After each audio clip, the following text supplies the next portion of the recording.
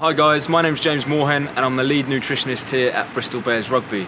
I've got 4 ways for you to increase your nutritional intake and strategies for your day-to-day food and diet.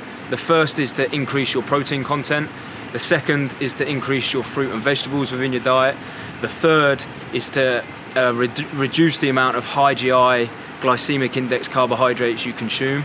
And fourth is to actually improve your eating behaviours and your habits around nutrition.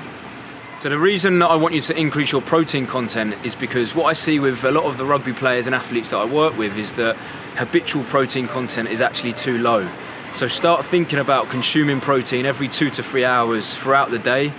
In particular, you want to bookend the day. So start the day really well with protein content and end the day with a good protein source before bed. In regards to fruit and vegetables, we're beginning to learn a lot more about the gut microbiome and in particular how important the organ of the gut is. The best way to bolster and improve all of that gut microbiome is to increase the amount of fruit and vegetables that you're consuming every day. What we try and educate the athletes here on is consuming a rainbow of colour over the course of the day and the week. And I listened to a podcast the other day talking about 30 is the minimum requirement of fruit and vegetable to be having over the course of that week. So that's the number to be aiming for. In regards to high GI versus low GI carbohydrates, what I'm talking about there is the glycemic index response that carbohydrate has.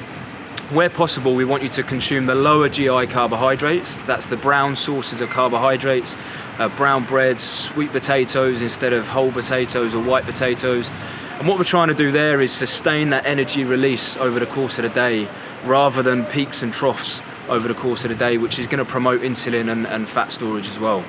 Finally, creating better habits around your food and better behaviour change is going to be key to move forward and progress any nutrition strategy.